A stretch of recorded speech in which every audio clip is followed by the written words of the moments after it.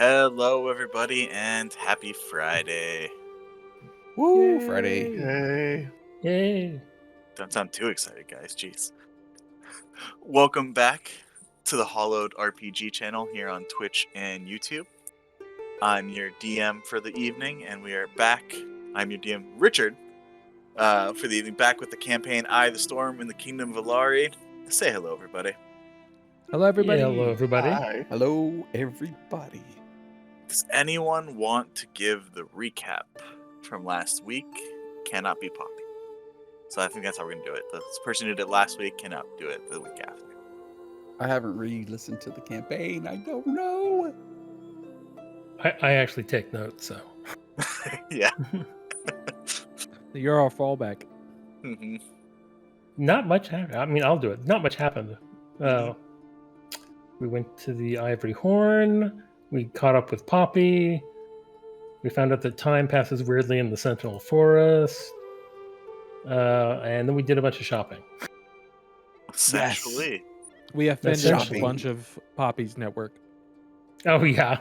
That's true.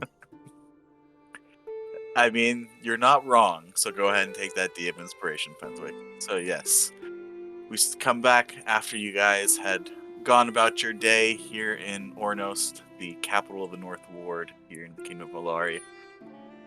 Finally able to spend and sell some of your goods, now being in a major metropolis.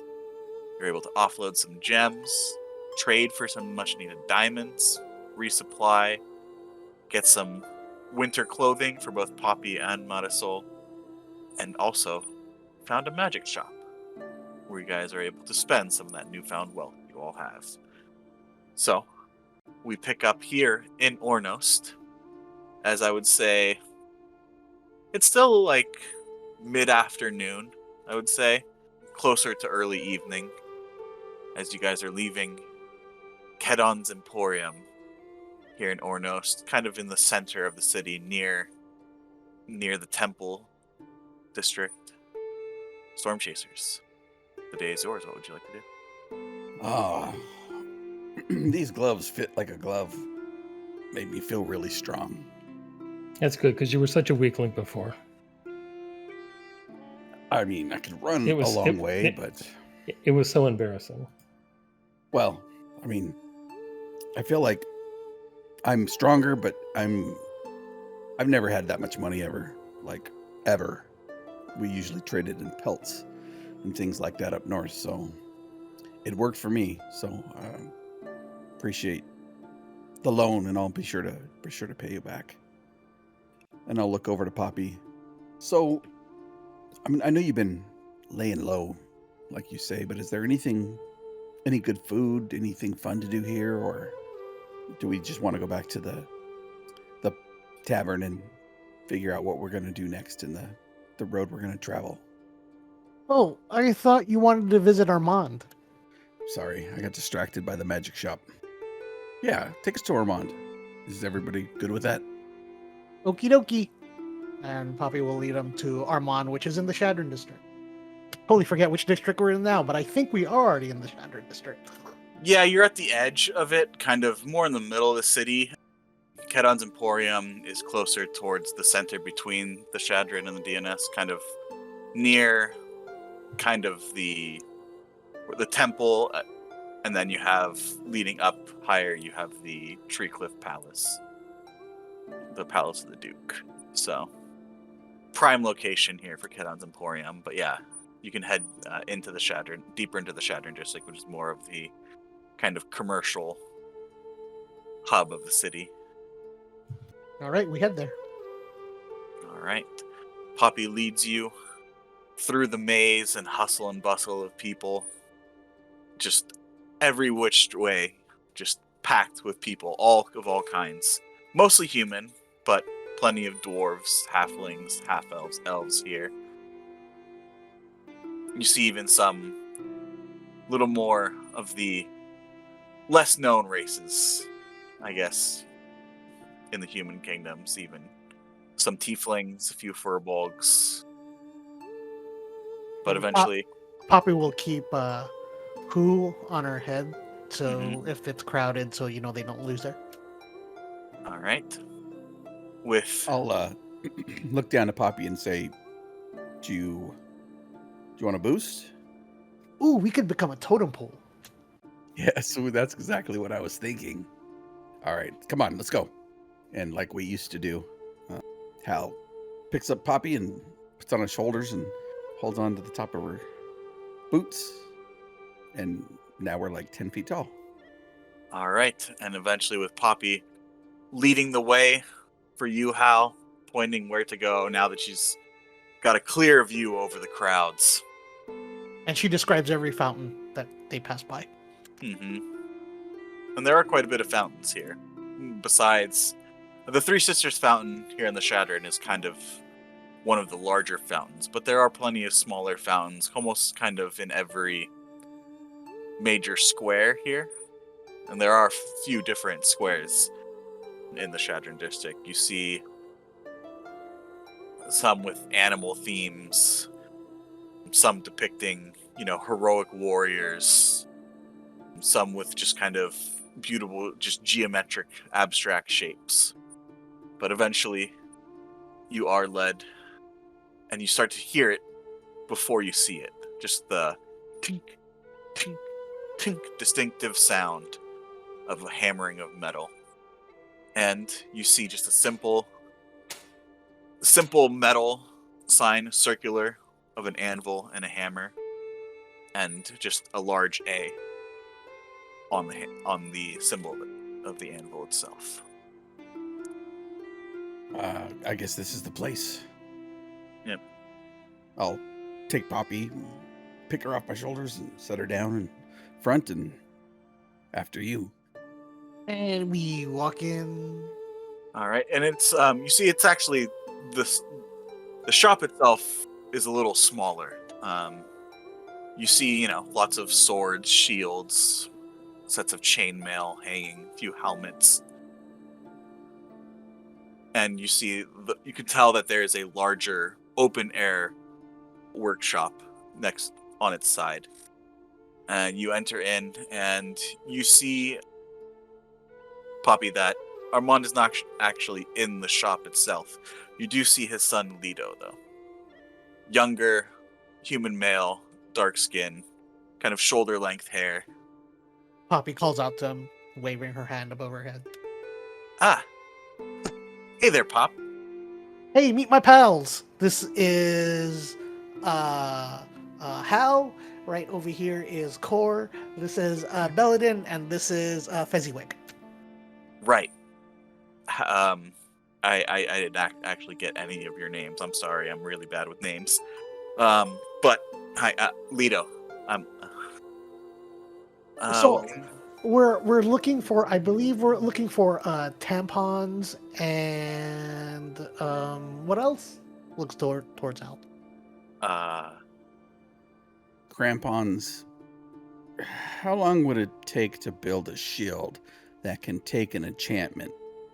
Build a shield that can take an enchantment. You know what? I don't want to give you the wrong quote on this. You guys mind just holding here for a minute while I go get my dad? All right. Yeah, I'll be right back. And you hear it go, Pop! Pop! As he walks off into the workshop on the side. And after a few minutes, you see almost the spitting image of Lido, but it's actually reversed. Lido is almost a spitting image of him, except this man is much larger and very muscular. Just thick waist, barreled arms, hair tied back into a ponytail. You see Armand Becker. Right. My boy says you're looking for a custom. Poppy. Haven't seen you in here for a little bit. Please see ya, Armand. You've been well, I take it? Mm-hmm. Here, meet my friends. And then she introduces them again. Nice to meet you. Armand Becker. Well met. Yeah. What's your poison? Well, we definitely need a set of crampons for our friends. Do you have some, Poppy? Crampons, some climbing gear. Right. Don't have any on hand. I could forge some easily enough. You know, it's a pretty simple object. So, do you have a time frame you need them by? Or? I think we'll be in town for a few days, and then we're gonna head out. But the reason why Poppy sent us over here is your friend, the magic person, said you craft items that can take. He kind of shrugs and looks at Fenthwick and says, "Enchantments." I'm looking to get a shield. This one's a little beat up. Yeah, And he got said, "Hey, some use out of that, huh? Still, these 3 scratch marks through it." Poppy says it's from a dragon. oh yeah, full of those crazy tales. That one is always good for a laugh. But those pretty deep scratches though? Must have been some crazy sized bear. But still, looks like it's a sturdy make at least, and you're still standing, so I guess it did its job. But if you're looking for something of quality that can, hold a magical enchantment, yeah, Kedon has commissioned me from time to time to make such items. It's definitely within my wheelhouse. What does that time frame look like, knowing we're leaving here in less than a week? I look towards Fenthwick. Less than a week? You want just a few days in the library, right? At least 3 days, I would think. Yeah, so between 3 and whatever. 3 days. It's a bit of a rush. I mean, I could possibly do that. I'd have to charge a premium, you understand, just for the nature. I would have to set aside any current projects to get that done. I totally have no money left. But wait, that's just to create the shield itself, right? Yeah. Didn't his partner say it would take him at least a month to add an enchantment? Oh, you'd have to talk to Kedon about that. I don't deal with any of them magics. So, at best, you might be able to have him start working on it now, and we come back for it. Are you able to get us from somewhere far away to here relatively quickly? We'll see. Okay. Probably. All right. Well, maybe we just think about the gear that we're going to need. Some shoes with daggers on the bottom so they don't slip through the ice. What else do we need? And I look towards the rest of the group. Wait, you want me to make the shoes as well? Unfortunately, friend, I'm not a cobbler, so. We might want to visit the general store for that stuff. Yeah, they may just have them there, if we're lucky. Oh, okay. Came here specifically for the shield. Well, I mean, I guess since we're here, how much would it cost normally? Off-the-shelf shields that standard are about 10 gold. If you want enchanting quality, you're probably looking closer to 50. Okay. Yeah. Sure, get it ready. Here you go. Oh, are you paying for it all up front now? I mean, if you want, I could take a deposit if you like. Sure. Well, I'll pay for it up front. Oh. All right, then I'll put Leets, get me our ledger, boy. You see Leto kind of go behind the counter there and get out a thick leather book. All right, here you go, Pop. All right. You see him pull out some spectacles. Let's see. Got what kind of style are you looking for? You want like a I Legionnaire think- shield, more of a buckler. You want. No, like a heater shield. All right, I think we can definitely accommodate that. I mean, this is a commission and part of the price. Is there any sort of heraldry or symbols, any sort of design you would like? Mind you, I'm not the most fanciful artisan, but I can do pretty good simple work. So anything you want super fancy would have to be probably outsourced. So A white plane with a sun coming up, almost as if it's a sunrise with 3 sunbeams. If you got something charcoal or something, I can probably draw it out real quick. yeah, of course. And you see him go back into his workshop, and he has like kind of much rougher. It's just a very kind of rough parchment and charcoal that he uses to sketch out his designs before he forges them. Let's see, and he draws the outline quickly of the heater shield. And you want it separated into sections or just one? And then I'll draw it kind of the plane at a slight arc, half the sun coming up, a sunbeam going 45-degree to the left, to the right, and then to the top. And then in the sunbeams in front of the sunrise was just 2 sets of large antlers. Yeah, that seems simple enough. I could definitely do that. I mean, these would be in steel. If you want Yep. any other type of metal, that would have to be provided or charged for. So, Nope. steel's good. All right. Well, I mean, it'll be enchanted steel, so it'll be an alloy mixed in with some higher quality metals, of course, but higher quality for enchanted at least.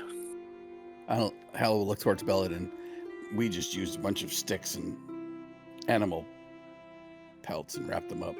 That was what we used up north, so any metal's really better than what I had. I've learned that since I've been down here. All right, so he goes and now, Poppy, should I put this under your name or should I? Yeah, why don't you go How? ahead and put it under my name, and Alright. also maybe and then Poppy reaches in, gets closer and whispers to him, this. All right, I think that can be done. Go ahead and make a sleight of hand check, Poppy. Yeah, no one notices, but all right. Now, is there anything else I could do for you, good folks, or will the shield be the conclusion of the business? Look for the rest I'm good. I'm good here. Anybody else? Oh, I don't touch metal. But thank you. You do beautiful work. Oh, I think we're good. Armand, you know how if we don't end up not coming back, just you could hold on to the shield, and you know how to get in touch with me. Of course, I'll have it here waiting for you. So, all right. Well, I gotta get back to work. These things don't forge themselves. All right then. He just walks back into his shop. All right. The general store, and I think we're good to go. Right. General store. We're lucky indeed. It's here in Chandron also. This way to Holden's Provisions. Yep. And we'll just say you guys head to Holden's Provisions there in the Shadron district. You meet with the owner, Uli Pham. Is a middle-aged human male, just generic shopkeeper, so we can go ahead. Anything off the adventuring list you guys need, he has. All right. I will buy some extra crampons, some extra rope, and we're good. Cold weather clothes. My goodness. Some fashionable cold weather clothes at that. Yup. And we did not get any matching shoes. Oh my god.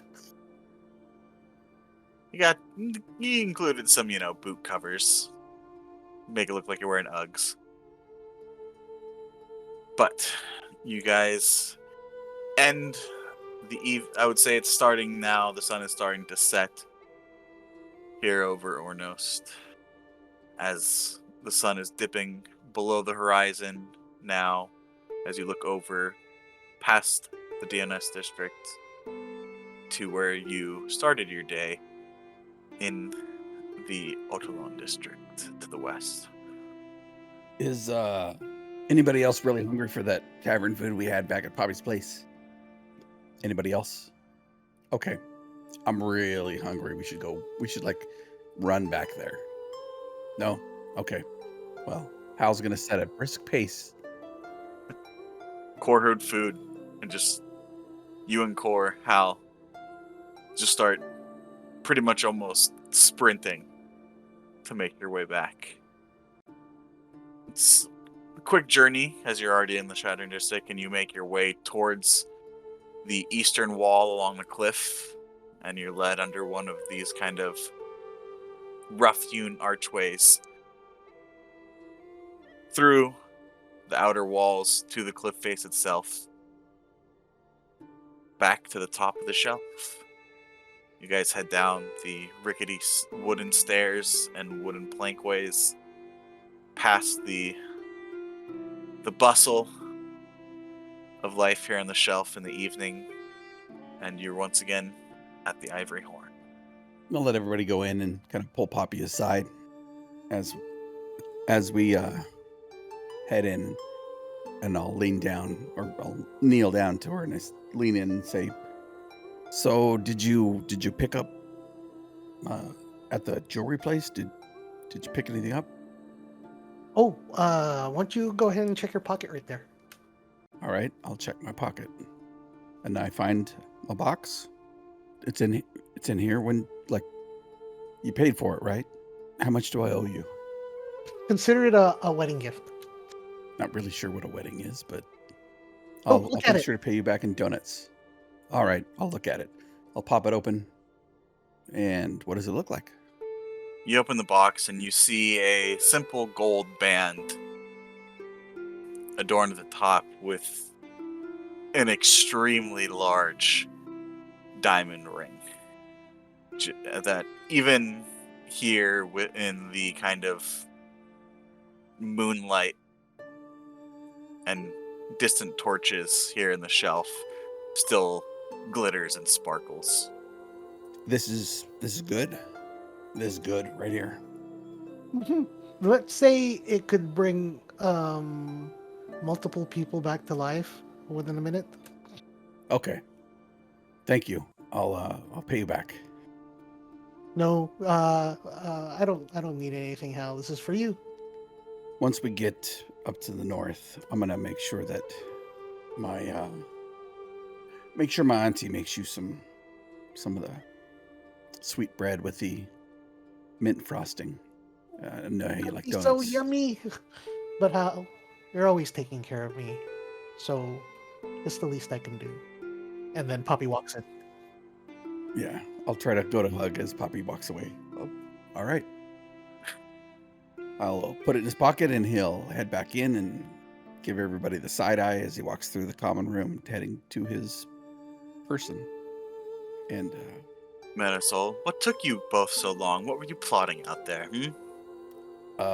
nothing. We just wanted to have a conversation. We haven't seen. I mean, Poppy and I are super close friends. I'm sure. When that exchange happened, Poppy just goes past Marisol and kind of leaves him alone and just goes straight to the table. You see Marisol turn towards you, Poppy, for a second as you kind of just walk by. She, oh, okay. I was just joking with you, Hal. Come, let's sit down. I got to put away these javelins and put away this stuff. So I'm gonna head to the room. I'll be back. I need to freshen up, or whatever that means. I heard you say it before, so I'll be back shortly. Just go say hi to Belladin. He looks like my uncle. Does he now? Interesting. I will. And she goes and sits, and well, that was an interesting day out. I have to say that it was nice to actually see a bit of the city. Not that I blame you, Poppy. I understand why we had to be so rushed and couldn't really go out before, but it was nice. It felt normal almost. Yep, it's nice and big. Not as big as the ones that I'm kind of used to.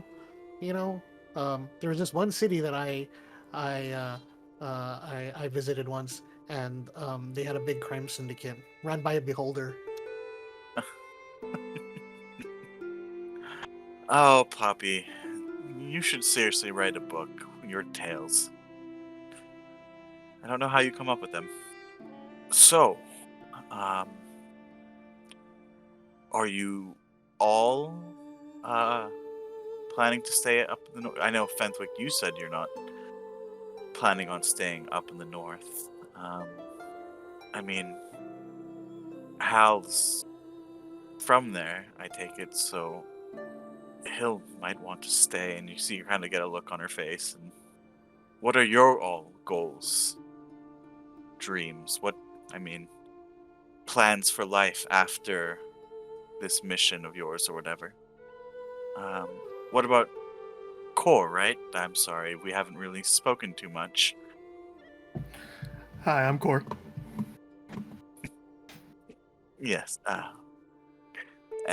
So where are you from, Core? In Sylvan, I say, do you know Sylvan? I'm sorry, Belladin. What was that? He understands Common, but he doesn't really speak it that well. So if you want to talk to Cora, he's definitely willing, but I'll need to translate. Ah, so he only speaks. What language is that you were speaking? Sylvan, you said? Sylvan. Yeah. Oh, that's. Oh, let me.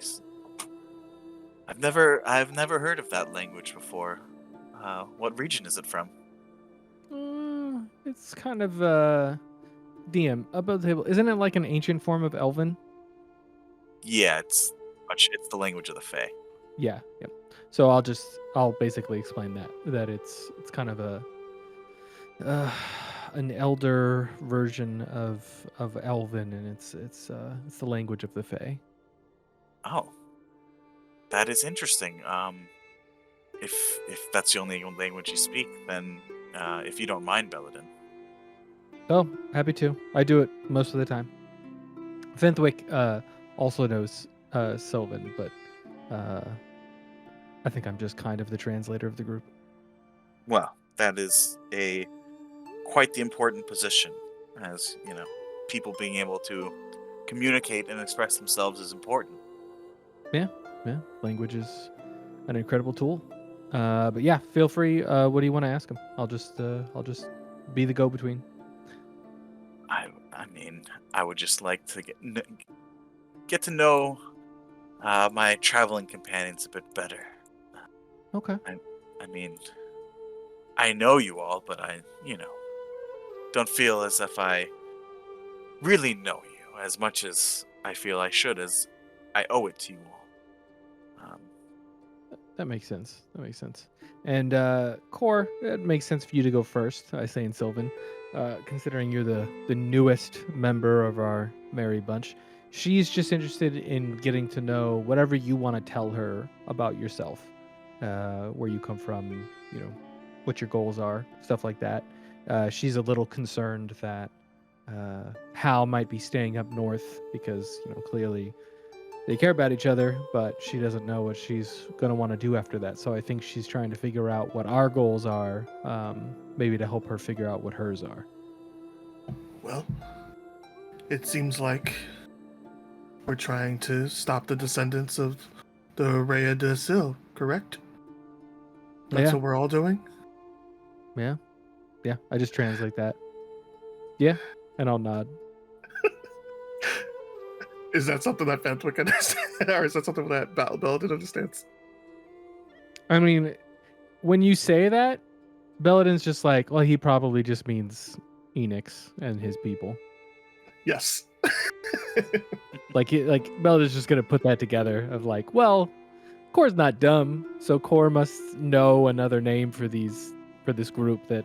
Yeah, come on. That, Fenthwick's like, who? You guys can roll me history checks if you'd like. Oh, my best skill. Watch, I roll a natural 20. So close. Nope, that's about right. Fenthwick, you've heard this name actually before from the cartographer elf that you had met. That Ure de Sil is one of the fabled cities of myth. One of the twin cities where A fabled city of myth? Yeah. A mythical city of fable? As opposed to an actual city of myth. Well, I'm messing around and got my own backstory wrong. It's the Kala de Sil that I'm chasing, isn't it? I am an Aurea de Sil. Tomato. Yeah, so he mentioned that those two names were the mythological home cities of the elves before they came to this world. Before they were brought here to fight for pretty much the Hexad against the hosts of. So I'm here to stop the descendants of the Kala de Sil. I am from the Aurea de Sil. Sorry, guys. Yeah, well, then I'm like, well, sorry, why are we fighting these people? They tried to burn us in the hole, remember? And then the other guy, he did the cold dragon thing. Oh, those guys. Yeah, same people from. I mean, I figured. I've never heard of them, but That's who we're chasing, right? I don't know. I've never heard that name before. But Fenthwick, you recognize it. I mean, we. Right, Yeah. because all we've really known is Enix, right? The sacrifice, and then from there, like we didn't have a name for the entire group. I guess just their Yeah. leader. My ancestors battled hard to push theirs to the north. And Yeah, and with your 20 Fenthwick, you gather, especially from Core's latest explanation, that is an old elvish term for the drow. Ooh. The drow were from Kalada, and then correct. Yeah.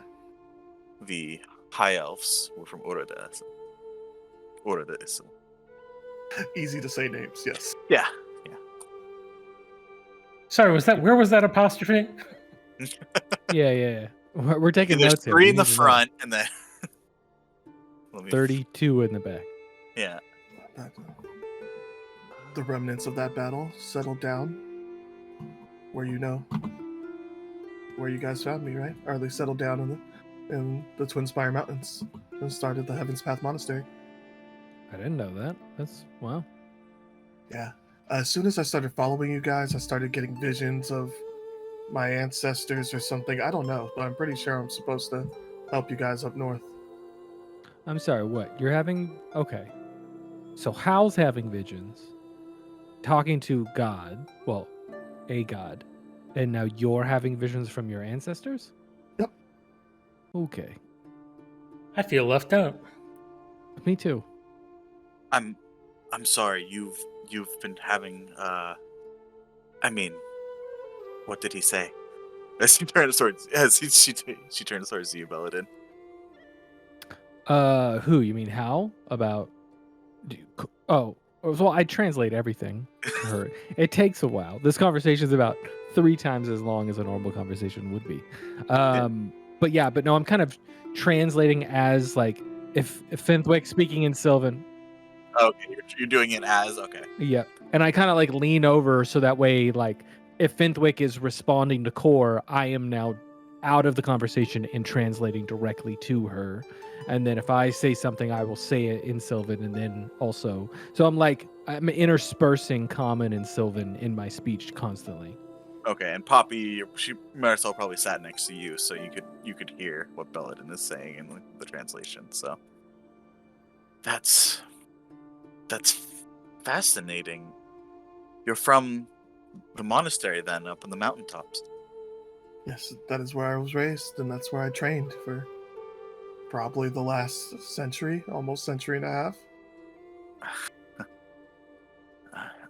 I sometimes forget about the lifespan of elven folk. That's, I mean, what do you train for, if you don't mind me asking? I guess to reach. I would explain it to Belladin as like to find our center, to reach the oneness, to find our astral selves. I'm not sure if those words explain well into common, but I would explain it to him like how it was taught to me straight from the scripture, from the. So I Heaven's path. basically word for word translate what you say, and then I just give her a look and I say, when he fights, these like astral arms come out of his body. Like he's so in touch. Him and his people are so in touch with like their connection to the astral sea, I guess. Above board. I don't know if that's what it's called, Richard, but and they're able to kind of take energy from that plane and use it in combat and just in their lives. It's impressive. You are an impressive bunch. And if you don't mind me asking, I've never known, I've spent the past few years in Sugod. I've never known. Well, actually, no, there was that fighter, but he never really talked to anyone outside of the tournament. What is you hope to accomplish being down here from your mountain? What? Well, at first there was a disturbance in the Emerald Pine Forest that my group was sent to scout, but we ran into some trouble, and these fine gentlemen, my new companions, saved us. And now I owe them my life. So even if it wasn't battling my ancient rivals, like I would, my fist is theirs. So at that point, if he hasn't explained it already, I explained how we found him in the cave and together killed the giants. So I don't know if Poppy's heard that story, but now that is on the table for everybody. And then I kind of look at Core, and I say this in common because I know that he understands it pretty well.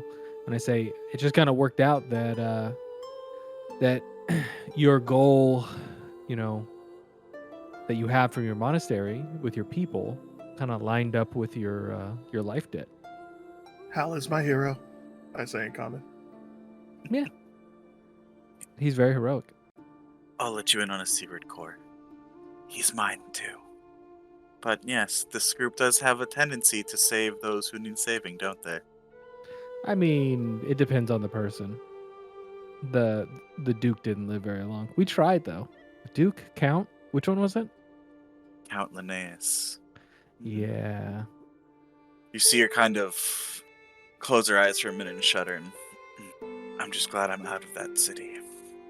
My years spent there were not ones I can say that I'm proud of.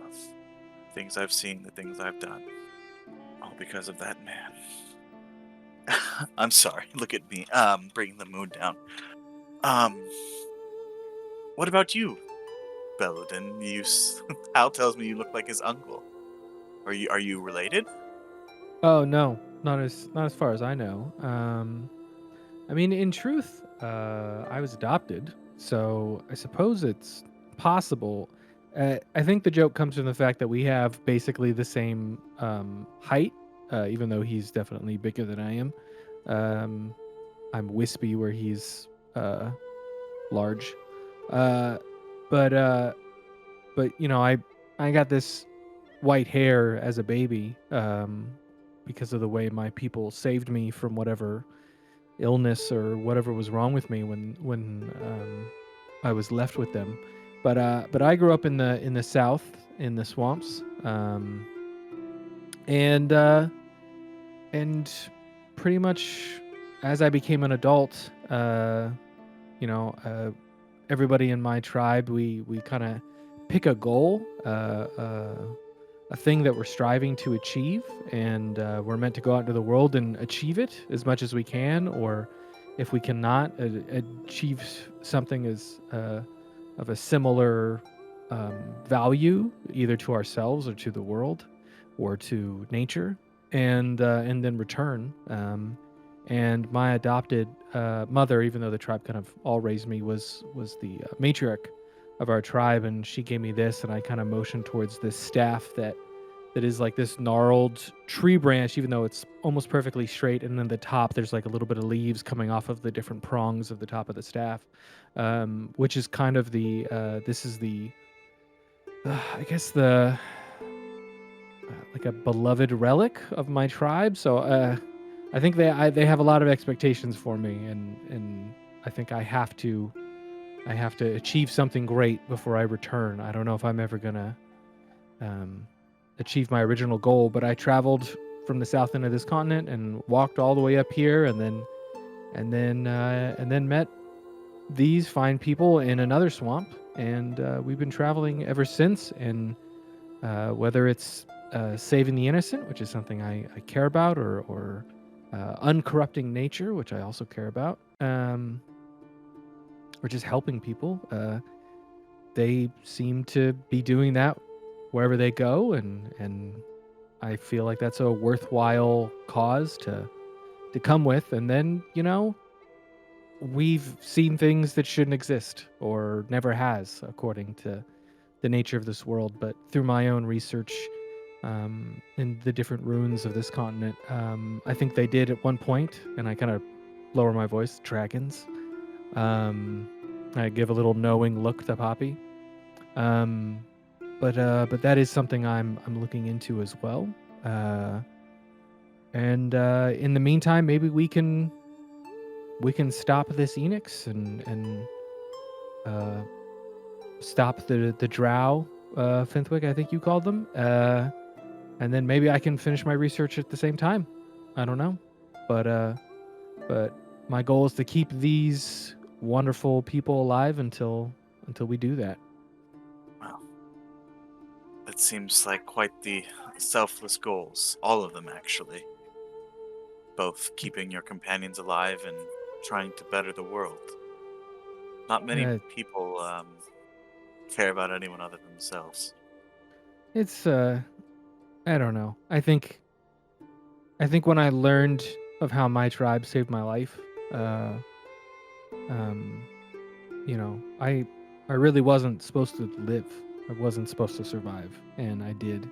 And so if I can live the tenets of their creed, and be the best Melchris that I can be, then that's what I should do with my life. And I don't think I'm special at all. I think I'm the byproduct of the people that I'm with and the people who made me who I am. So any compliment you give me is simply a compliment to my upbringing and my current companions. Well, your tribe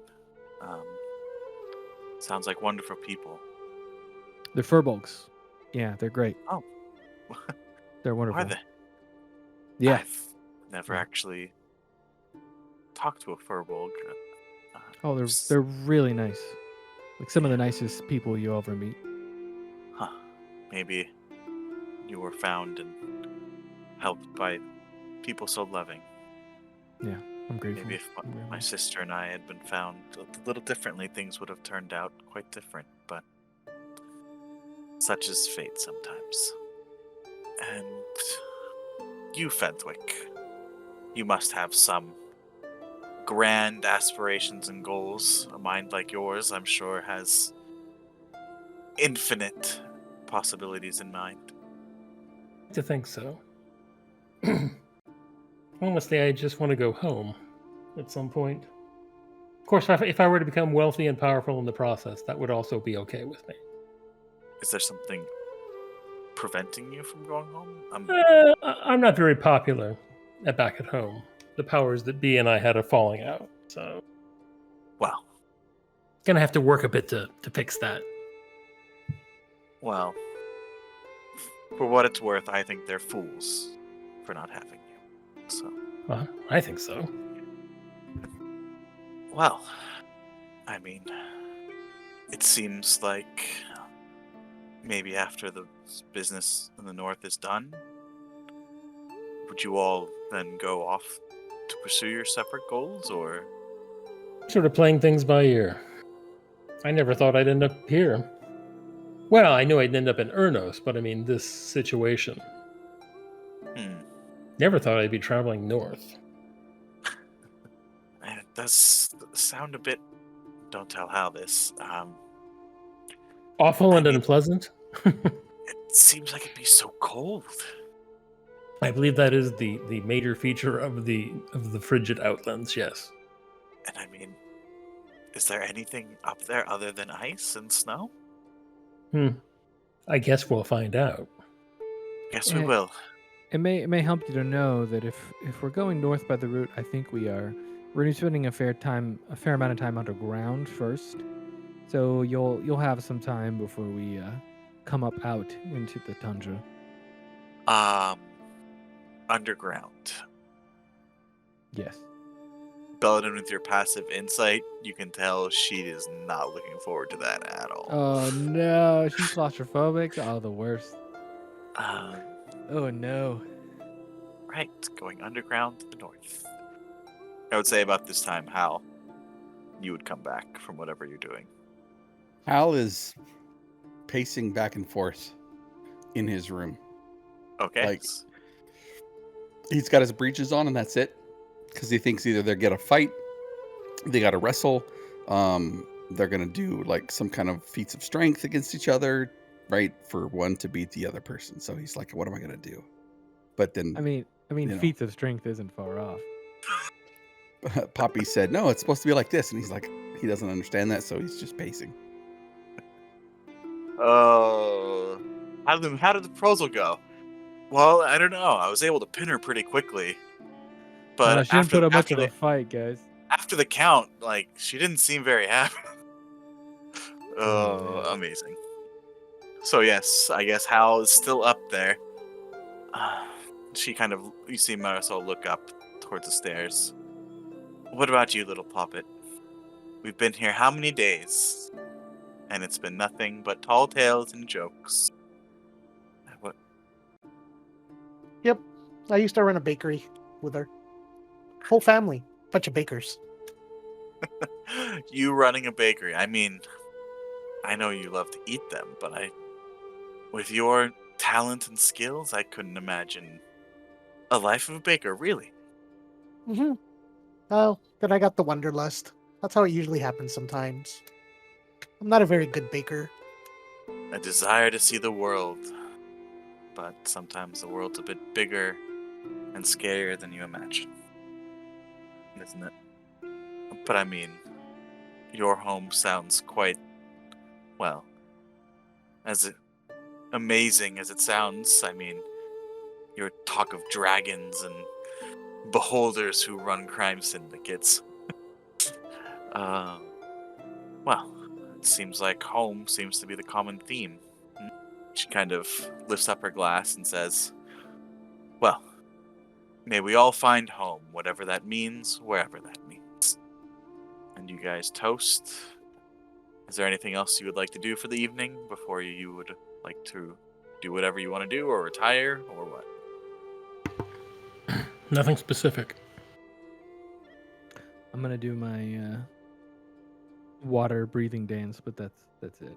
I'm so tired. That RP session just tapped me out, guys. All right. That's because you have to constantly translate for core. I know. It's so So you're much always fun. talking. Yeah, I never stop talking. Maybe that's what Poppy's finally realizing. Like, I didn't have a choice but to talk more. In fairness, this is the most Core's probably talked total in the campaign. All right. Well, Good times. the evening is done. Meal and drinks taken in, you head up to your rooms for the night. Marisol bids you all a good night and heads into the room and sees what, Hal? Hal's still walking back and forth, almost preoccupied in thought or lost in his thoughts. Just his finger on his lip, pinching his lip, walking back and forth. Almost doesn't see the door open, and then looks and says, "Is it time for dinner?" It's time for bed, silly. So, I have a few questions. Do you? Okay, what's on your mind? Yes. Pick one of these. Wrestling, battle to first blood. I'm sorry, I'm a bit confused. You've been up here thinking about contests? What am I picking? Where this I'm for? from, when somebody wants to bond with another person, it's either a feat of strength or a wrestle or a fight or archery, and I'm really confused. Poppy says that I'm just supposed to give you this, and he'll like take a box and like hand it to her. So I want to know, do you want to fight, or do you want to like wrestle, or like do archery, or like battle of first blood, or... She opens the box, and you see her hand go to her mouth. So, when you say bond, you want to get married? I have no idea what that is. She just laughs and throws her arms around you and gives you a big kiss. So you're saying you want to wrestle? Oh I'm my saying- god. I'm saying I want to wrestle. The And then she actually throws you to the bed, and the scene fades to black. nice. I'm glad You it take didn't one go level the of other way. exhaustion. Yeah. No, she pulls out a dagger. Fight to the death. I'm really glad it didn't go the other way. He's like, "Oh, you picked wrestling," and then just power bombs her into the bed. It's the Stone Cold Stunner. Oh no! So, you guys get your rest for the evening. You can mark off a long rest. But, Storm Chasers, you all find yourselves with a night's rest. Sometime during the night, Marisol stabs you in the back. No, just kidding. How does it feel, Rick? You son of a bitch! I'm just kidding. Oh my gosh. That's funny. If you don't get that reference, check out the other videos of the Kingsman campaign here on the Howlet channel on YouTube. But Those are also fantastic. You should be watching them. yes. So you all find yourselves rested, and the morning, the day is yours here in Ornos. What would you all like to do? I'd like to stay in my room the whole day. All right.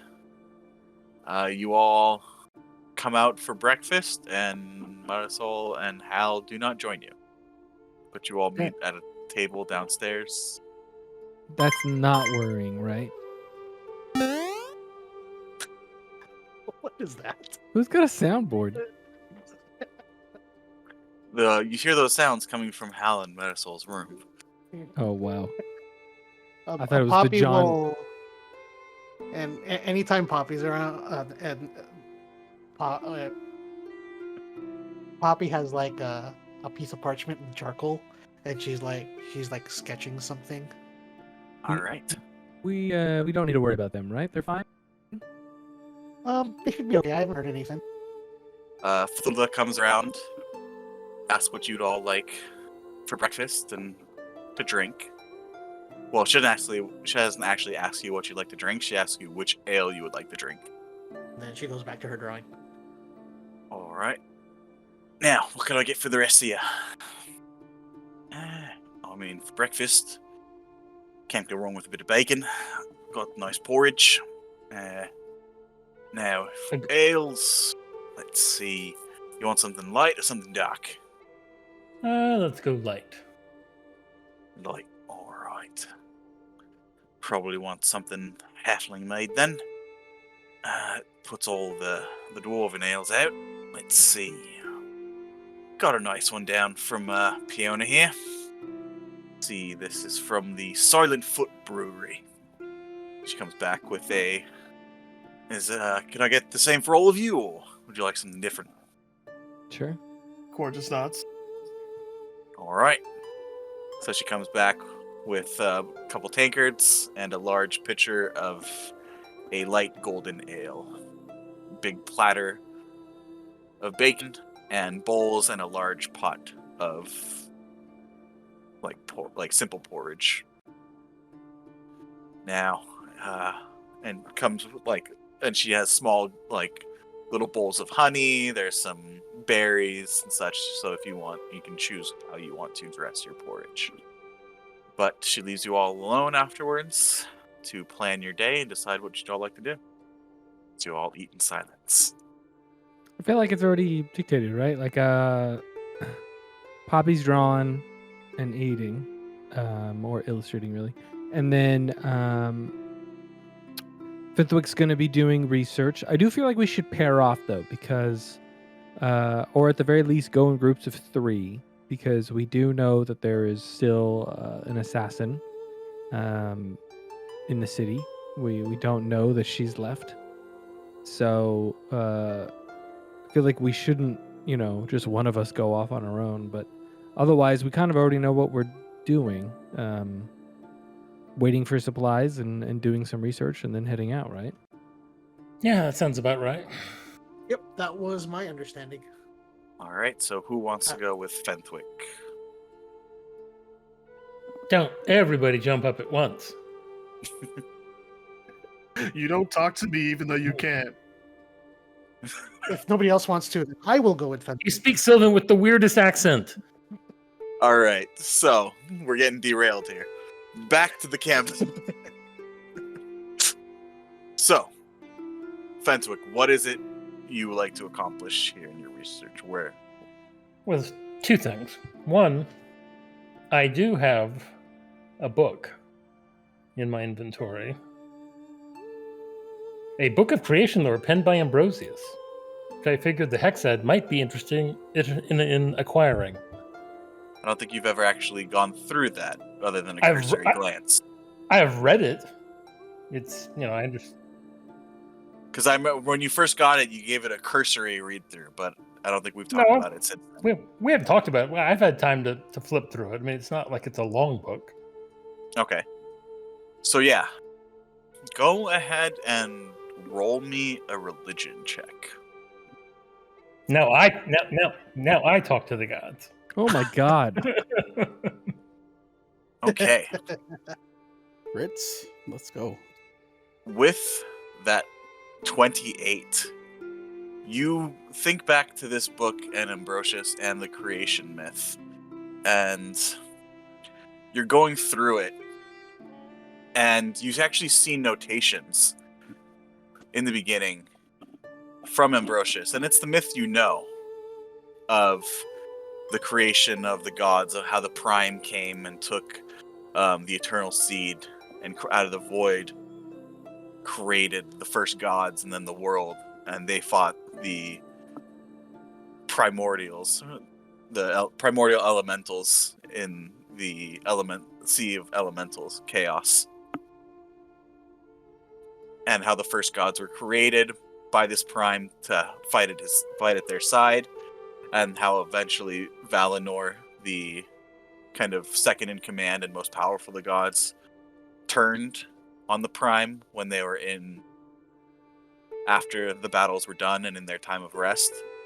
And in order to defeat Valinor, the gods had to imprison her using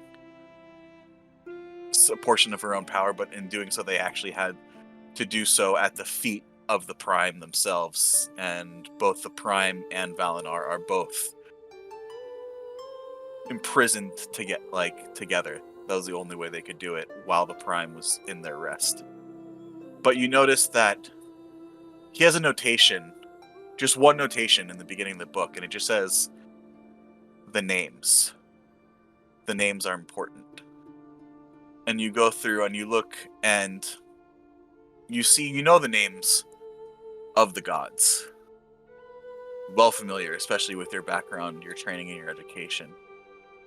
You know Lakas, the god of strength. You know Jian, the goddess of nature and wisdom.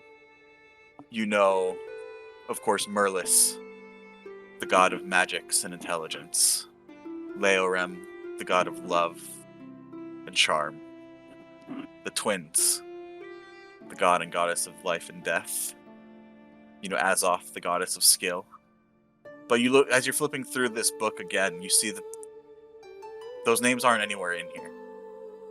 It's more esoteric. It talks about the rope, the anvil, the nurturer. And you look through and you see one other section, one other sentence is highlighted in the creation of the first mention of Valinor. The rest of the gods is underlined twice. I'm sorry, say that again? The first line in the book mentioning Valinor becoming the betrayer, right? Her first turning, her first fall of when she sought to take control and imprison the Prime and subjugate all other life. The first mention of that is the only other thing highlighted. It's underlined twice. It's in highlighter. Yeah, it's in highlighter. Bright pink highlighter. Prestidigitation, you can do a lot. So I've also learned that Ambrosius was very extra. Uh-huh. I mean, when you see how he signs his name, It's very, very flowery. There's a heart over one of the eyes, But yeah, that's what you get from the book. And I actually... Oh, that's not good. Did we ever visit his tower? Or did you guys ever visit his tower? No. Haven't gone there yet. We were going to go there, but we had to hurry up and rush to Ernos. No. Somebody was trying to drag us north. I resemble that remark. How dare. Okay, I'll have to rewrite that. Awesome. But anyway, that's pretty much the gist of what you get from it. So, but I can copy all of this into my own journal. Yes. I don't necessarily need the original text. No. If you would like, I would say you've had enough time. I think. When would you say you first started reading? Because you got this book a while ago, so. Well, I mean, every night we've rested. We've always have some little bits of downtime here and there. Mm-hmm. All right, yeah, I'll say you had enough time to have transferred this over to. Like I said, because most of it I am vaguely familiar with, regardless. Mm-hmm. Yeah, and it also talks, like I said, about the creation of the first dragons or the guardians, as it's mentioned here, to help fight against the elemental armies. What would you like to research? And give me a history check. Oh wait, no, you have that feat, right? That's part of your background. Right, I have the sage background, so you would know that while there is a kind of two general learning academies here. You have the Ornost Academy, which is in the center of the city and kind of more open to the more general public. And you also have, let's see here. It's happening again. I keep hearing that chink of a plate in my right ear, and I'm thinking the cat is in the kitchen. It's the tavern ambiance. It's too good. Mm-hmm. But you also have the Erudite Ridge Institute in the Autalon district, which is more high-end. But actually probably the only library with what some of the interests that you're looking for in such sensitive materials would probably be the Hall of the Crescent Moon, attached to the Temple of the Woven Word.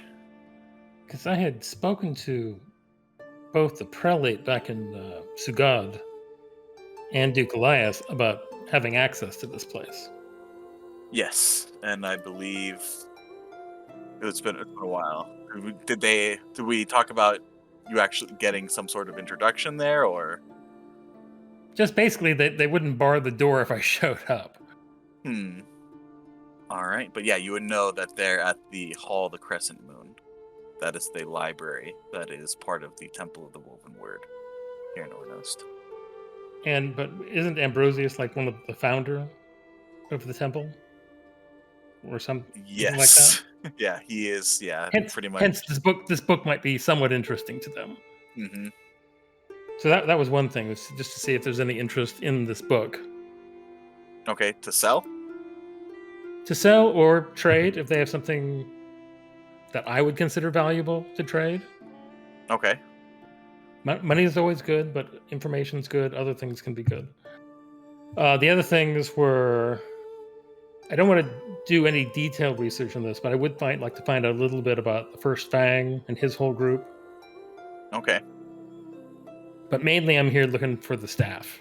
Information, just lore, legends about magical items floating around this region of the world, specifically magic staves.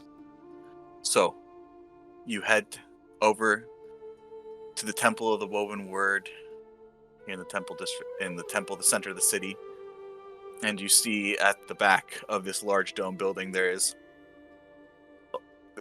Each of these temples are multiple building complexes, right? This is Sugad had a large temple for its size, but each kind of was its own, just a simple bit, not simple, but own singular building. Here, this is think of it like a campus, right?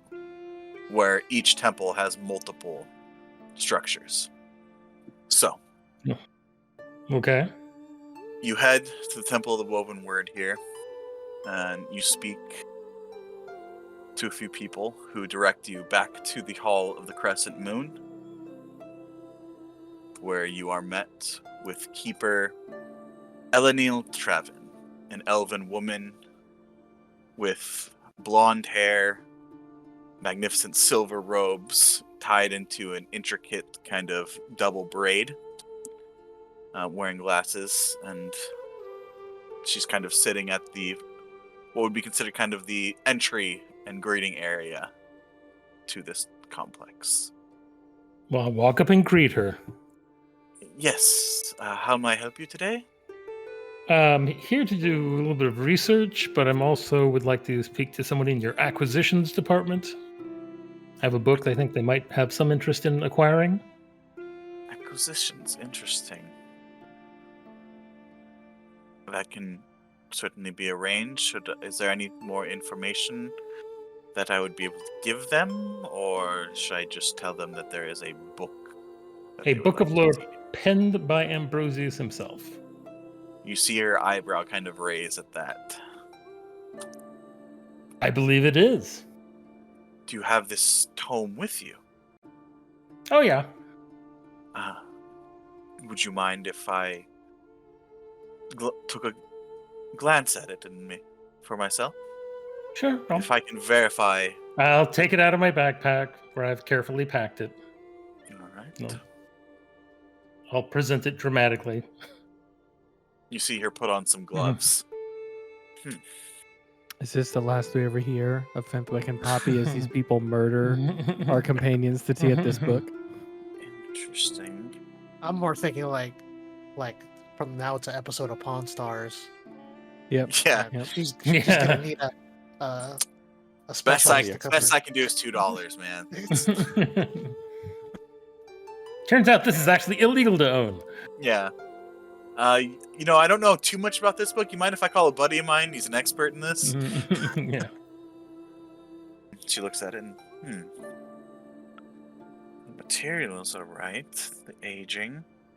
Remarkably well kept. She gingerly opens the cover. Takes out a large magnifying glass. And starts inspecting. Just one moment, please. And you see her go back behind the desk, and she starts shuffling through. And she opens a scroll, and looks at the scroll, and then looks at the writing again. And you see her kind of stand back. I will most certainly call someone over, but I can assure you that we are without a doubt very much interested in acquiring this tome. How did you come by it? Oh, how these things go. You're running from a beholder in some horrible elven ruin in the middle of a marsh. You come across a book. Yeah, interesting story. I almost got disintegrated getting that book. Well, are you interested in donating this tome? What are you? What is I cast thaumaturgy because sometimes my own laughter is insufficient to mock people. So you hear a large number of people around me laughing. Sadly, my position in the world does not allow me to be that generous. Did I mention I almost got disintegrated getting that book? Yes, you did. Interesting, flair for the dramatic, I see. But she kind of gives you like a look, a long stare. And who are you, and where are you from? Forget. Fenthwick Rivenstone. Fenthwick Rivenstone. Okay. As I said, I can definitely. Of the Spire Home Rivenstones. Yes. And is this all your business here at the Hall of the Crescent Moon, or? No. So I need to do a little bit of research. Of course. I've been given leave by Duke Elias, and I can't remember the prelate's name. One moment, please. She kind of shuffles through some papers. Yes, we were given notice by the Duke's household that a gnome of certain magical abilities would like to be stopping by to use the library, and it would be a kindness to the Duke and his household that you would be let in. It says Sir Merindil? Why does that name keep following me around? It's a nickname, a term of endearment. Of course, we have... This is a library and a temple as well. We are, of course, open to the betterment of the public. There are certain subjects and tomes that are deemed of higher importance and risk if their knowledge was open to anyone. So may I inquire, what are the subjects you are interested in learning? So I'll explain about the first fang and as much as I can tell her. I have a minor interest in this gentleman and his organization, if you have any information regarding him. So historical research. But primarily, and I explained the whole, that I'm researching lore and legends regarding magical artifacts in this region of Alari, specifically a magical stave of a certain description, anything that might help narrow down where it might be. Roll a persuasion check for me. Because I am so charming. Now let me change this ambiance. You're not in a tavern. Nice. Yeah, there's a bouzouki band jamming in the background of the temple. Will you quit playing that damn bouzouki? Poppy's actually a one-man band, and she's just, as she follows Fenthwick around, just playing her one band. Just looks like Dick Van Dyke and Mary Poppins. Yes, I'm constantly casting prestidigitation, so I have my own theme music playing whenever I enter a room. This is a temple. It explains your cape of billowing that you always wear. Does this character have a cape of billowing? I don't remember. I know I have another character I'm sure has one, but I think I might have one of those. I think that's isn't that no, Caliban? Yeah, I don't have one. Ah, the looks at you. The research into powerful artifacts, such as the items you've described, are restricted to the general public. Usually, given the instructions we were left by the Duke's household, I'm sure the vicar would give you leave to enter the restricted section. There's a slight problem, however. And that She would be. They have rats in the basement. the that section of the library is currently unavailable. And she looks over at you, Poppy. I'm gonna go out on a limb and say that you were part of a group of adventurers, Mr. Rivenstone. That could be a fair description of my current occupation. Yes, yes. Well, you're certainly not here to lead any of the masses in prayer, are you? She just gives a smirk. Well, we have a slight problem there in that section. One of our field researchers recently returned from Fort Beleg bringing an artifact from Zakari that we hope to study and better help in their magical defenses. However, the item appeared to have carried some, let's say, less than happy individuals and spirits attached to it that were released when upon magical inspection of the item. They do have rats in their basement. Now, the researcher unfortunately lost their So life. the eggheads played with something they didn't understand, and it bit you in the ass. And now you are making this my problem. Such is the nature of magical experimentation in the pursuit of knowledge. Think you of all people would understand that, Mr. Rivenstone. I suppose so. I usually try to keep the damage to a minimum. Right.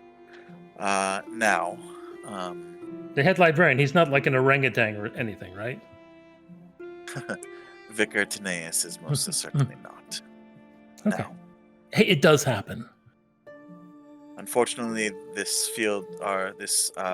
keeper was our expert in undead entities. So we've currently just sealed off the section, and we are awaiting more suitable candidates to deal with the problem. Are you in a rush to obtain this research? Well, I have traveled very far. Taken me years to get here, but I mean, doesn't have to be done today, I suppose. Let's see here. Let me look. There was a requisition from the Home Office in Riria. Yes, they should be sending out a specialist in about 2 weeks to deal with the problem. We've been instructed to seal off the area until then. I see. So, if I was willing to take care of this problem, we might be able to expedite the process. Of course, and I am assured you that Vicar Taneus would be more than happy to allow you free perusal of any such tome you would like. Okay. I think we can probably take care of that. We've dealt with worse. Any specifics on exactly what's happening in there? There were some spirits that were released, some sort of wraith or whatnot. The keeper that was doing the research was able to defeat them. However, there appeared to be more just coming from this artifact. In fact, yes, we were sent something that would aid the specialists when they got here after their other missions were done. But maybe you could make use of it. It's a item that would allow the disenchantment and destruction of these said item that brought forth the spirits itself. Hmm. Yes, that does sound like it would be quite helpful. What? Okay, so what the object? What is it? How do I find it? What does it look like? Oh, I'm sure you know. I see. It's pouring evil spirits out of it. It ought to be easy to spot. Yes. Is it just the two of you then? No, I will have to gather the troops. Very well. I will instruct the vicar of your requests and that you will be helping us deal with this problem. And also gather the aforementioned item for you. And the specialists that were going to come, how were they going to be compensated? Compensated? Oh, they are a special group of the church who deal with certain problems. You're saying they basically work for you, so They work for... well, not All you of them. personally, but they work for the Hexad. Yes. Well, you think they would have been here already? Because I mean, this is Ernost. I think they would have had their own contingent. The problem wasn't deemed, as we were able to seal off the area, an immediate threat. So, other matters were deemed a little more important. The church is dealing with some bigger issues at the moment. So, if you would like to go back and gather your companions, by the time you get back, I'm sure I can have the item ready for you and lead you down into the restricted section.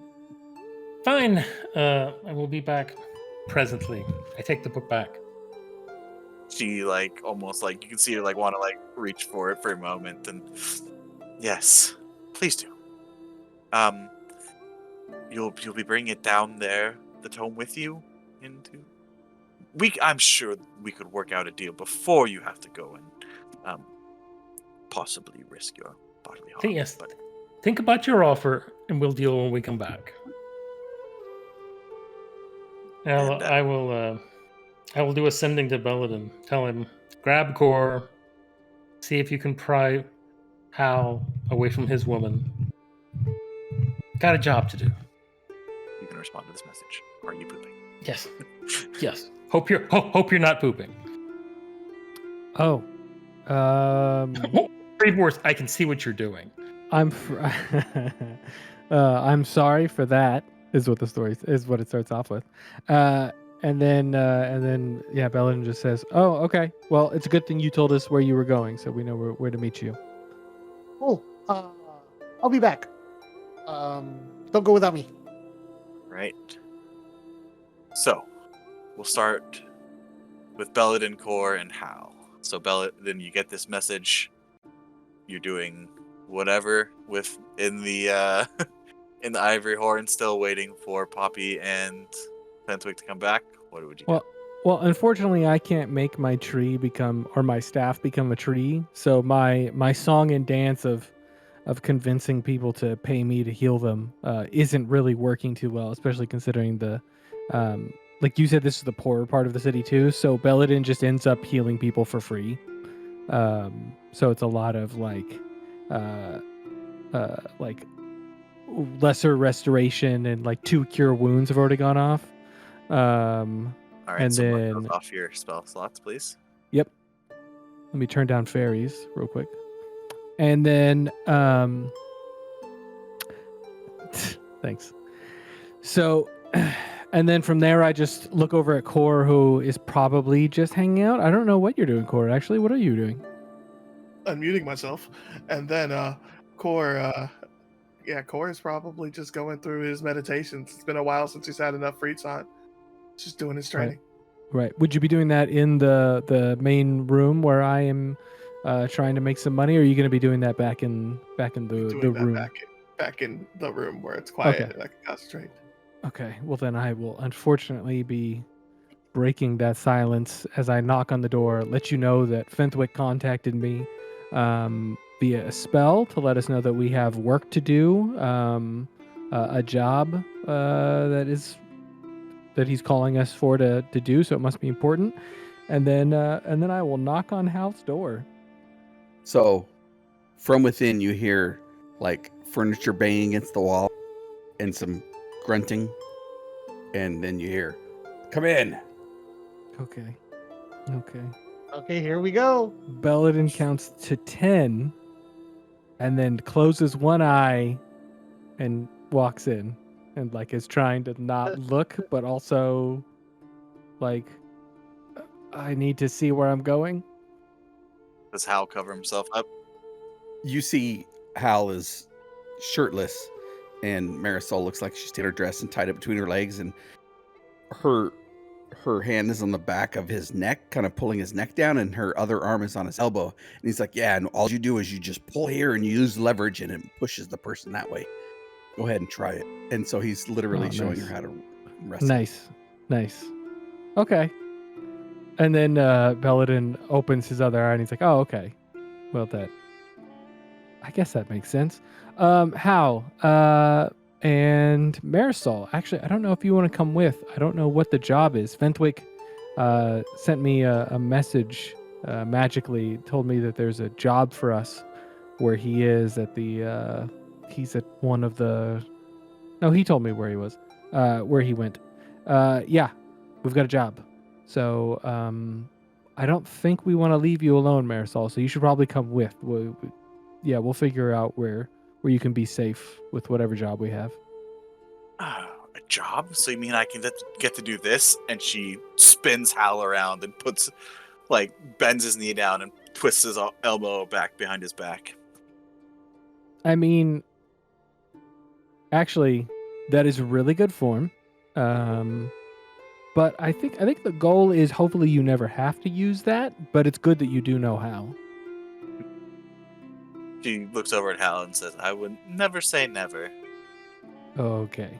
Well, we're going. I already told Core, so meet us down in the main hall of the tavern, and we'll head out.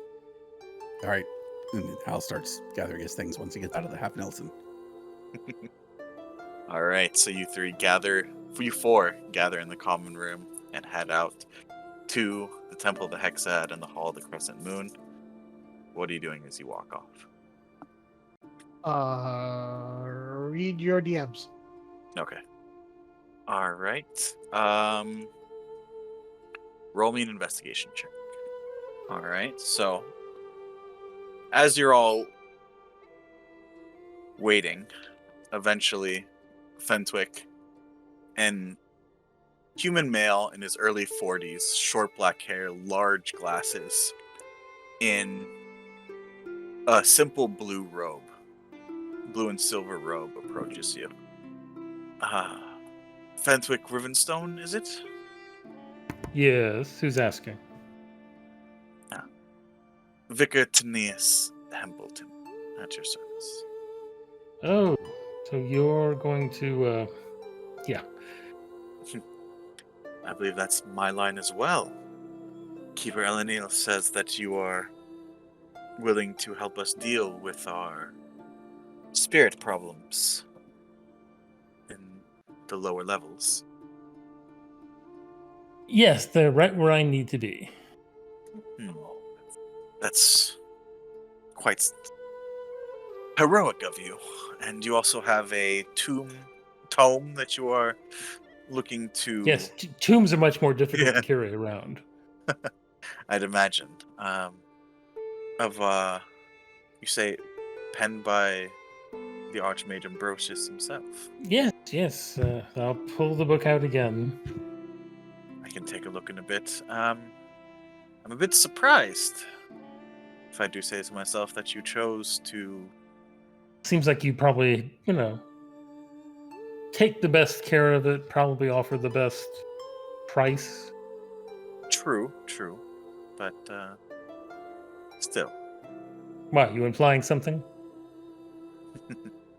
A vicar of the Woven Word here in Ornost, Mr. Rivenstone. Your history is not unknown to me. Well, I'd say there's no hard feelings, but there's lots of them, so... Hence, my surprise. Oh, but that's, business is business, right? True. Business is business. Well, I hope one day your business returns to the betterment and God, why am I blanking on the word right now? Parishioners. I was gonna say practitioners. Kind of almost say the parishioners of the temple. But as today it seems to be gold, I take it. Most adventurers, that's what they're looking for. Well, it was one size fits all. Unless you have something else you want to offer. Perhaps. Would you like to discuss this now or when your party arrives? I'm sorry, are we just discussing the book now, or are we discussing the problem now? Let's call it a package deal. Well, then we should wait for everyone to arrive. Very well. So, you've had your fair share of adventures, it seems.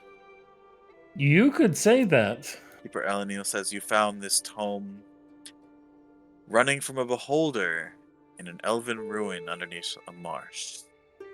Well, the Beholder was. I think I got the book before the Beholder, but it was also part of the milieu, you know. Interesting. I'll have to tell the archivist to mark the ruins underneath the Candlewick Marshes then. Might be of interest to us. Yes, there was lots of interesting stuff down there. Beware the mutant army the Beholder's building, though. Always something, isn't it? Well, It is.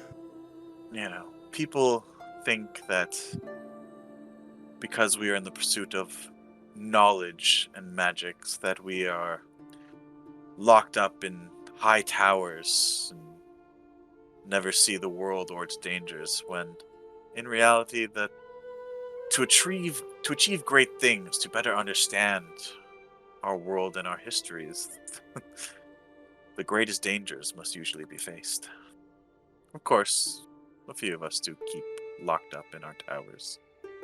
Yeah. Apparently it gets pretty interesting in the library, too. Yes, unfortunate business. Keeper Lixis was always a bit too ambitious for his own good. I'm sorry, I thought Elenil had told you that, yes, he lost his life while fending off the wraiths that had appeared. Oh. The other patrons and keepers that were in the library at the time managed to escape thanks to his heroic efforts, however, and we did seal off the area. Yes, you can just do that. This place is huge. Just, seal it off for a while. Yes, well, benefits of being a temple in one of the larger cities in this part of the world. I think I see your companions here, unless I'm completely mistaken in reading people, and they've come to peruse the library as well. They've just come to get rid of your undead problem. Yes, and you can see he's looking at Hal. And as you all approach, you see Fenthwick with a, like I said, human male, early 40s, short black hair, large glasses, with robes of blue and silver. So as we walk up, Belden is saying, "No, look, like the main problem is he wasn't ever going to walk normally again. So I had to break his spine, which did paralyze him, but then I was able to fix the paralyzation and heal his broken spine, and now he can walk fine again. It hurt a lot, but he can walk." Mm-hmm. And then what happened? And then I got the call from Fenthwick. And I point at Fenthwick.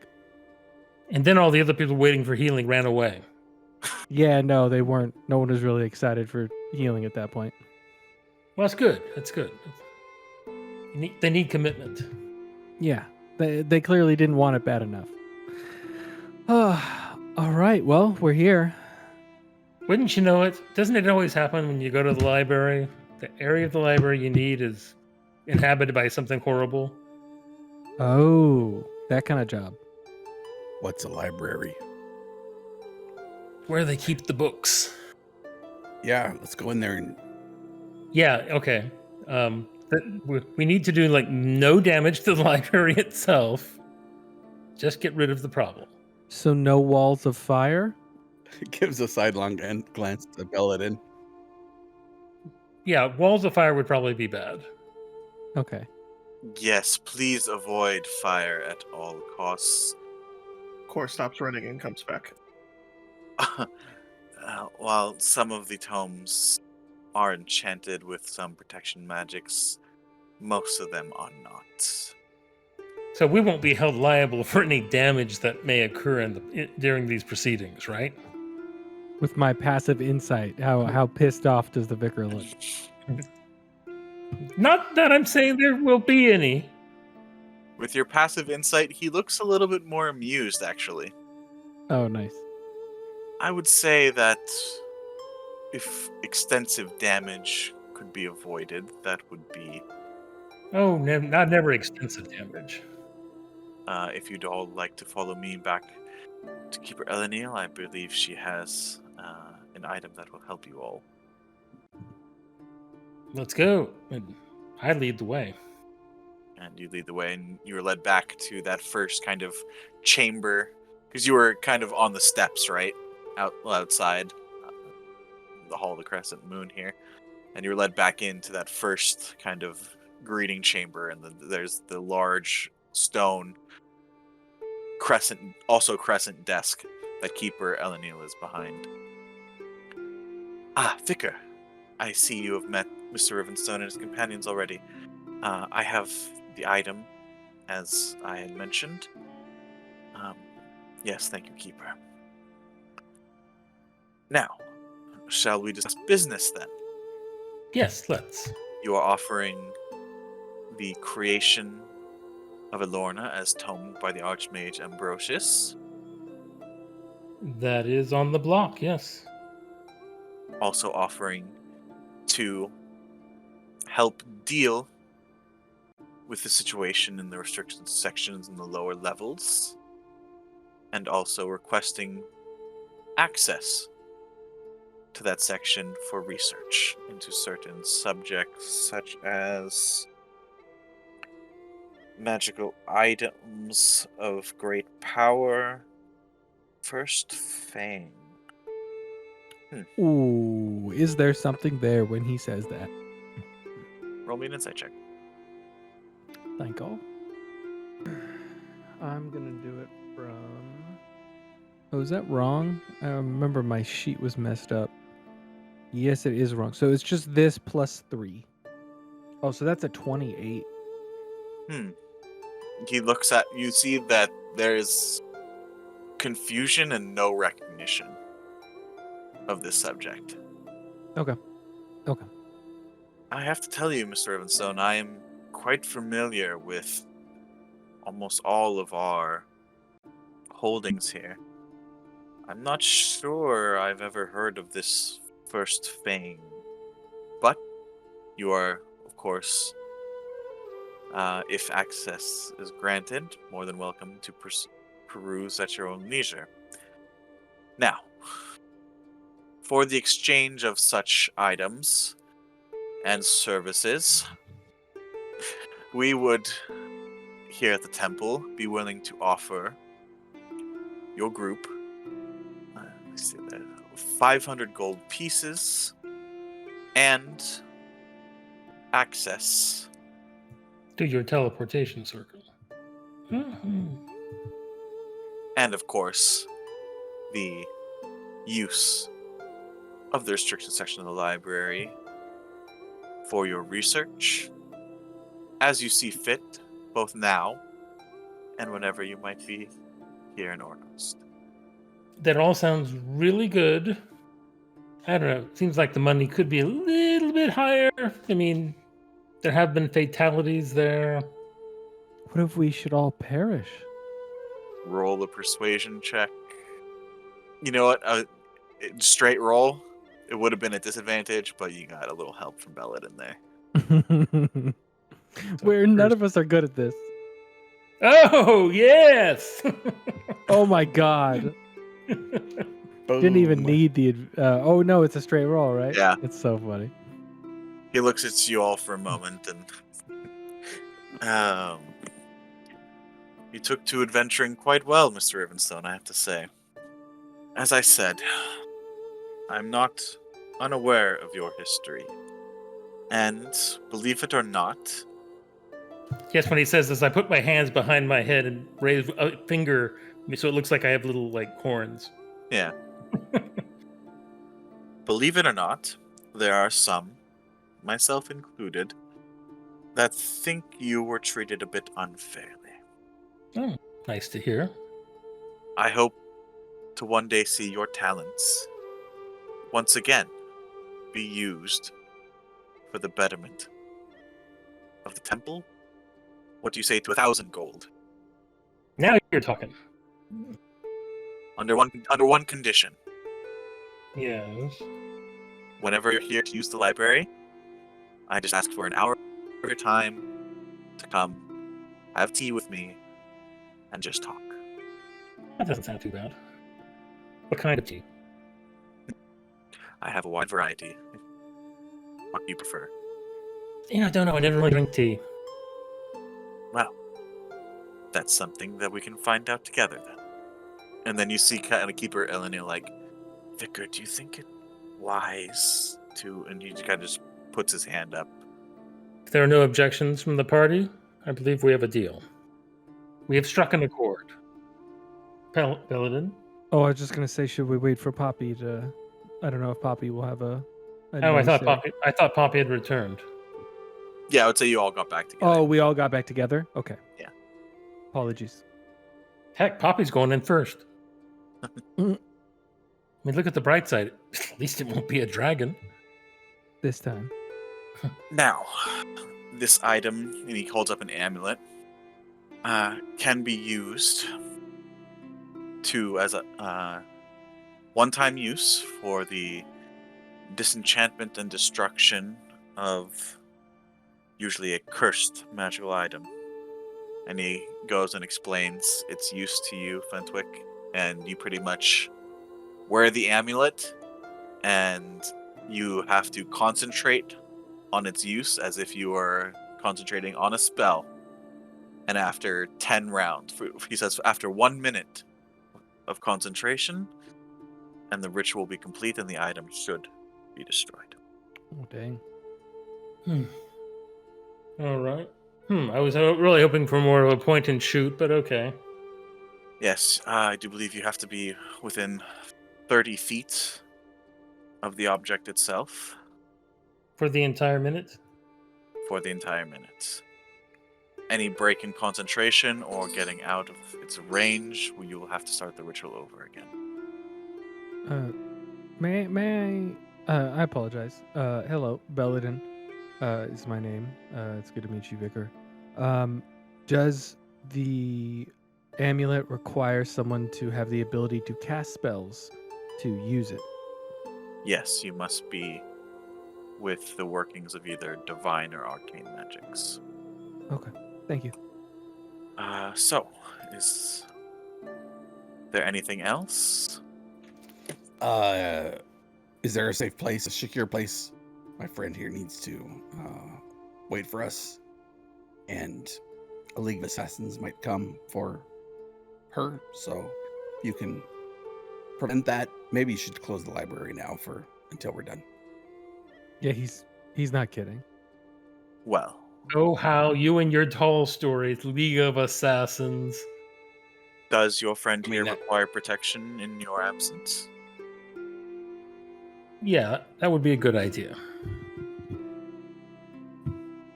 That can be handled. I don't think we need to close the library, but I could stay behind if you guys need. I'm sure she'd be... You said assassins? And he looks over it with a raised eyebrow at you, Fenthwick. Yes. Of the very steady variety. Well, who better to deal with assassins than the Blades of the Honed Edge? I'm sure she'll be more than safe there. Okay, so I wanted to wait until he was kind of done saying everything. Mhm. How has he reacted to this news of League of Assassins, her needing protection, him saying she'll be safe. Like, what is his reaction to the danger? Like when he hears about the League of Assassins, but then also her danger. So it's kind of a 3-part insight. Do I have to roll 3 times, or should I just roll No, once? just give me a general insight. Okay. Remember, it's this plus 3. Doesn't matter. Roll a natural one. It's a That's 10, but it's Pretty still a natural one. straight-faced. Hard to read. Yeah, fucking Bickers, man. Bickers. You would know that the Temple of the Honed Edge is the Temple of Azoth. Nice. So, I give you my word that we will keep her safe. Okay. Shake on it. He holds out his arm. I will give him a firm Beastmaster handshake with my new gauntlets of ogre power. You see him go for like a regular handshake, and it's kind of like awkward, like he doesn't know what to do. It's like, yes. Mhm. Kind of shakes his hand out a bit. As long as you don't burn down my library. Yes? No fire magic. Got it. That was a joke. We're going to keep her safe. Don't worry. Well, you have the item. The deal seems to be agreeable to all. Keeper, if you would please lead them down to the lower levels. Hal passes his hand across his necklace holding the gem, and he'll say the word, and it lights up, and then he'll strap on his shield. All right, lead the way. Oh, that's a good point. Is the lighting fine down there, or is it going to be impossible to see? Will there be torches lit? What is the situation down there? I believe there was no time to take any of the torches, correct, Keeper?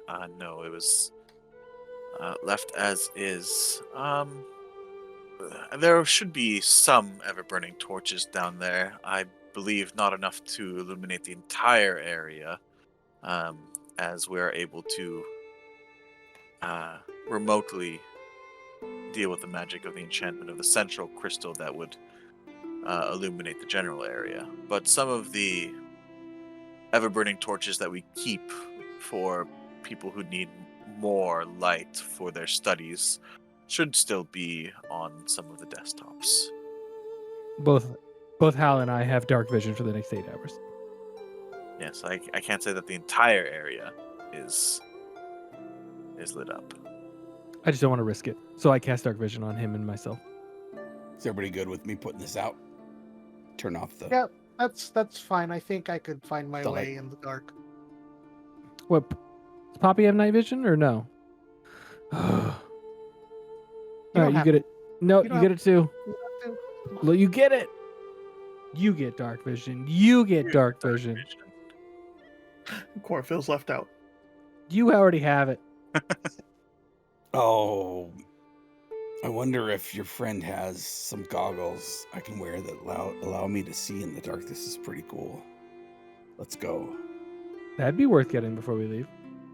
All right, if you would all please follow me. The main door is sealed quite well, but we did leave one of the side doors with that is being constantly re-upped, so as to leave an entry path for the specialists that are coming. We're already here. But you're already here. So, if you would please all follow me. And she leads you down a set of large spiral stairs. Stairs. Yeah, it's a she, not staircase. Yeah. Behind this large stone crescent desk that lead to a central door. She opens them up. Please follow me. There is another hallway that she goes down. She takes out a key, unlocks the door, leads you down another hallway. There's another door where you see her wave her hand. And this is a stone door, a metal door, and it starts to all shift and unlock and just completely come apart. And you see her wave her hand a second time, and you see the statues that are on either side of this door's eyes glow for a second and then go dim. It is now. Please, it's safe to go through now. Follow me. You are led down another set of stairs going further and further down, where there's another long hallway at the end. And you see one human female and one half-elf male standing there in front of two sets of stone double doors at the end of the hallway. Yes, these were the aforementioned party that will be helping us deal with the problem. If you would be so kind to let your wards down and let them through. I guess, what are you all already?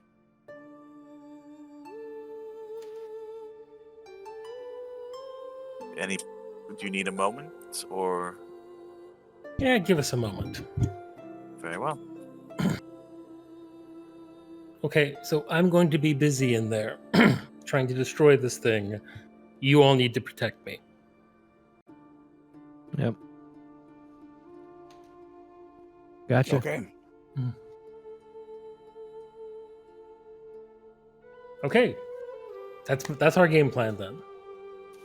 Oh, and try not to set anything on fire. Okay. I'll do my best. Belladin, you hear with your passive perception, Keeper Neil whisper to herself, "Oh, Marla, save me."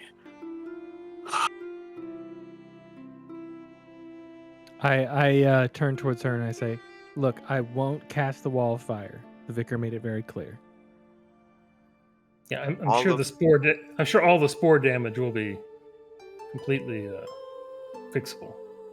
Spore doesn't affect. Well, I mean, Paper was alive at one point. That is a good point. You know, I didn't think about that. And then I look back at her. How does the temple and library feel about giant badgers? As long as you're not burrowing through our books, you may take whatever form you wish. Okay. One last question. Once we get through these wards, how far till we get to the thing that's spewing out ghosts that needs to be destroyed? Is it 400 feet from here? 30 feet from here? Would you say, Dennis? To the center of the chamber, ma'am? Maybe about 100 feet from the doors? Okay. So we're getting right down to business then.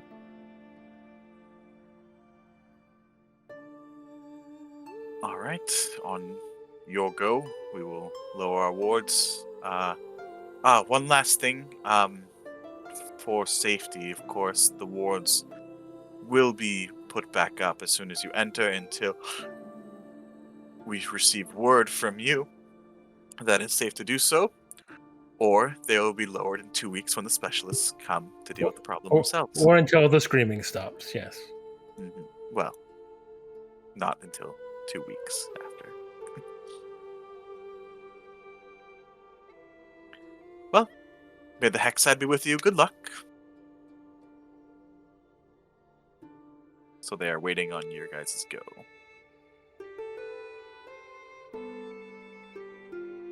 Let's go. All right, let's go. Ignore that. So, yeah, Belladin just enacts symbiotic entity for 10 minutes and then Shillelagh. And he's ready. Alright, give me 1 second.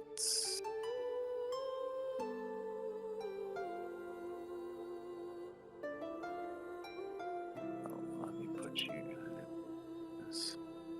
Come on.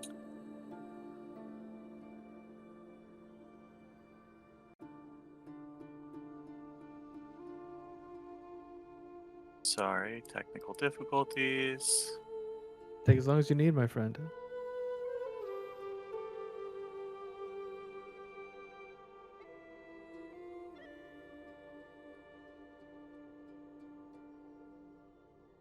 Alright.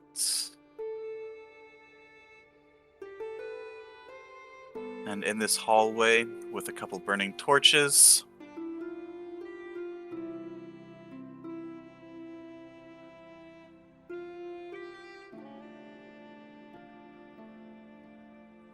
if you guys can see. Says Can I- see. Yep. I cannot. It says I do not have a token with vision on this scene. What? I thought I put you in there. Maybe I accidentally deleted you. There we go. And I've got dark vision. I think we all do now. Yep. Let me make sure. Because there should be. Odd, you're uninjured, but your health bar shows you injured. I've got temp HP, so I think the bar looks a little interesting now. Yeah, I've got like an extra blue bar there. Okay, when I put my cursor over everyone except for Poppy, I can see their health bar. All right. Archie looks so coy. Yeah, what I need to insight check Archie. What is Archie doing? Hmm. Did Poppy grow? It's just because Woo's so fluffy. Yep.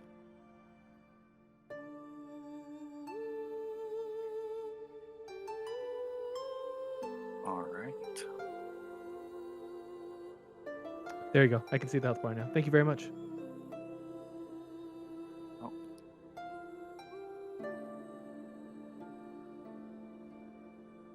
All This, right. this is exciting. So, you all, when you give word, they will let their wards down. I thought we gave the word. We All did. right. We're through. The wards are down. Enter. All right. We go through.